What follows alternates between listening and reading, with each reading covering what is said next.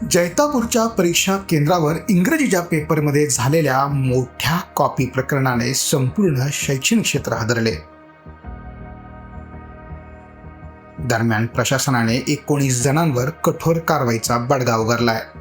CCTV फुटेजच्या माध्यमातून समोर आलेल्या या गैरप्रकारानंतर जिल्हाधिकारी आणि विभागीय बोर्डाच्या आदेशाने शिक्षणाधिकाऱ्यांनी केंद्र संचालकांसह दोषी कर्मचाऱ्यांच्या निलंबनाचे प्रस्ताव धाडले आहेत. परीक्षा प्रक्रियेत कोणतीही तडजोड खपवून घेतली जाणार नाही असा सज्जड दम देत प्रशासनाने संपूर्ण केंद्रच बदलले आहे. ही कारवाई जिल्ह्यातील सर्व परीक्षा केंद्रांसाठी एक जरब बसवणारा धडा ठरली आहे. आणि कॉपीच्या घटना दिसून आलेल्या आहेत, ही वस्तुस्थिती आहे. आणि म्हणून जे काही संबंधित केंद्र असेल, येणाऱ्या काळामध्ये त्या केंद्रावर पुढच्या काळात रद्द बादलचा निर्णय केला जाईल. त्यांना पुढे परीक्षा केंद्राचं परवानगी दिली जाणार नाही. त्याच्यासोबतच आता ज्यांनी कॉपी केलेली आहे, जे जबाबदार असतील, स्थानिक केंद्र प्रमुख असेल, त्यांच्यावरही कारवाई केली जाईल. जे कोण संबंधित विद्यार्थी पालक असतील, म्हणजे जे कॉपीच्या संदर्भातले जे आहेत, त्यांच्यावरही त्या ठिकाणी कारवाई केली जाईल. काय सांगाल मॅडम, आपल्याकडे जे आता 12वीचे पेपर सुरू झालेले आणि आपण एक मोठी कारवाई केलेली, कशा पद्धतीने कशी कारवाई केली? दिनांक 10 फेब्रुवारी पासून संपूर्ण राज्यामध्ये 12वीच्या परीक्षा सुरू झाल्या आहेत. तसेच छत्रपती संभाजीनगर जिल्ह्यामध्येही 12वीच्या परीक्षा सुरू झाल्या असून काल 10 फेब्रुवारी रोजी इंग्रजी विषयाचा पेपर होता. संपूर्ण जिल्ह्यामध्ये कॉपीमुक्त अभियानाची अंमलबजावणी करण्यात यावी यासाठी अत्यंत कडक सूचना दिलेल्या होत्या.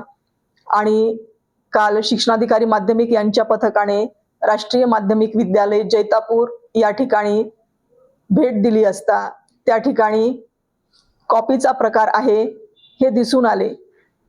विद्यार्थ्यांच्या हातामध्ये उत्तरे लिहिलेल्या झेरॉक्स प्रती देण्यात आल्याचे दिसून आले. आणि त्यानंतर पथकाने सखोल चौकशी केली असता काही झेरॉक्सच्या प्रती त्या ठिकाणी आढळून आल्या. नंतर आम्ही सीसीटीव्ही फुटेज चेक केले असता सीसीटीव्ही फुटेजमध्ये संपूर्ण घटना जी घडलेली होती ती कैद झाली होती. आणि प्रत्येक दालनामध्ये विद्यार्थी हे ते झेरॉक्स कॉपीवरील उत्तरे पाहून लिहिण्यासाठी त्यांच्या जागा सोडून दुसऱ्या बेंचेसवर येऊन बसलेले होते.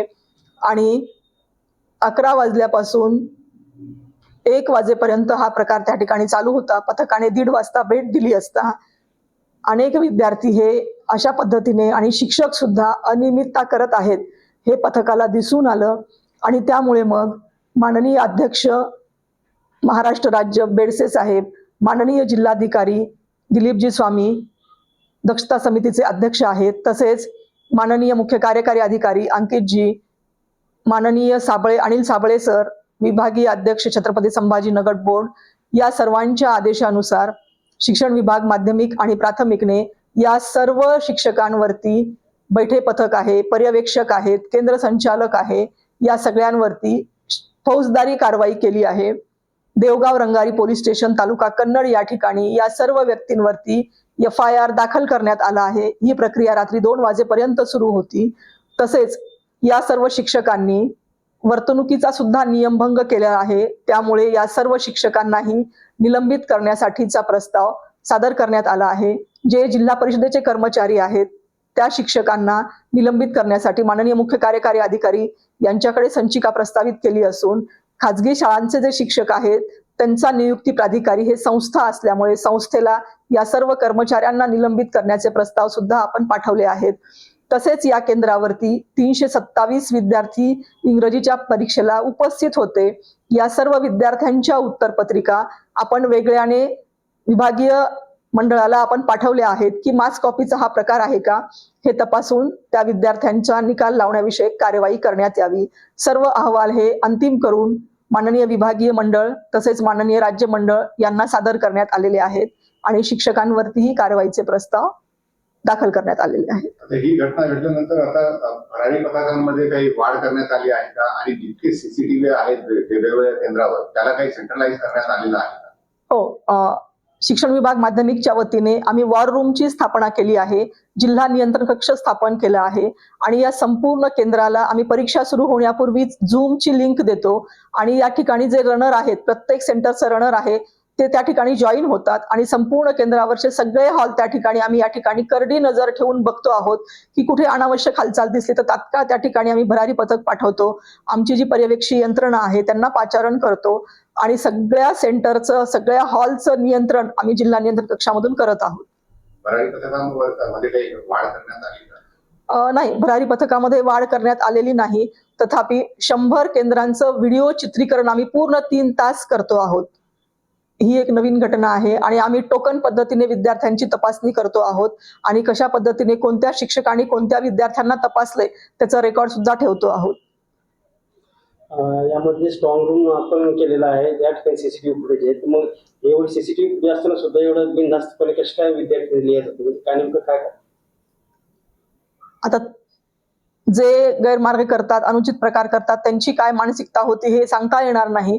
तथापि जिल्हा प्रशासन असेल, शिक्षण विभाग असेल यांच्याकडून कडक कारवाई करण्यात येणार आहे अशा वारंवार सूचना दिल्या होत्या. अनेक प्रकारच्या ऑफलाईन बैठका आहेत, ऑनलाईन बैठका आहेत, GR आहेत, परिपत्रक आहेत आणि झूम वरती सुद्धा मीटिंग घेऊन जिल्हा प्रशासन, शिक्षण विभाग यांनी वारंवार सगळ्यांना सूचित केलं होतं की कुठेही अनुचित प्रकार करू नका.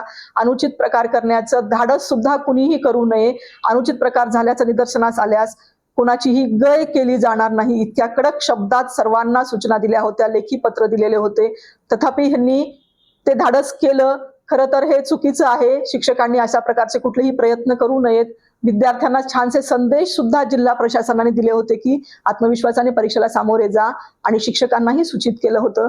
तथापि यापुढेही आम्ही अधिक कठोर कारवाई करणार आहोत अशा सर्व सूचना दिलेल्या आहेत आणि आज सुद्धा आम्ही संपूर्ण पर्यवेक्षी यंत्रणा आणि केंद्र संचालकाची पुन्हा एकदा मीटिंग घेऊन अधिकपणे कॉपीमुक्त अभियानामध्ये सहभागी होण्यासाठी आम्ही आवाहन करतो आहोत, सूचना देतो आहोत आणि यापुढेही जर कोणी हिंमत केली तर कुणाचीही गय केली जाणार नाही. यापेक्षाही कठोरात कठोर कारवाई शिक्षण विभाग आणि जिल्हा प्रशासन करणार आहे. मॅडम, नेहमी असं होतं की शिक्षणावर कारवाई होते, अधिकारी कर्मचाऱ्यांवर होते, परंतु ज्या संस्था ह्या असतात त्या संस्थांवर कारवाई होताना काही असे विषय दिसत नाही, त्यामुळे असे प्रकार घडताना दिसतात. तर याबाबत तुम्ही काय करणार? यापुढे आम्ही, आपला मुद्दा चांगला आहे, दक्षता समितीची मान्यता घेऊन जे संस्थांचे अध्यक्ष आणि सचिव आहेत त्यांच्यावरही कारवाई प्रस्तावित करण्याचे प्रस्ताव आम्ही सादर करू. कॉलेज संदर्भात की कारवाई समजा त्यांना बंद करण्याची वगैरे निश्चितपणे त्यांचं सेंटर आम्ही पूर्णपणे बंद करणार आहोत आणि दक्षता समितीचे असेही निर्देश आहेत की त्या शाळा महाविद्यालयाची मान्यता रद्द करण्यात यावी कायमस्वरूपी.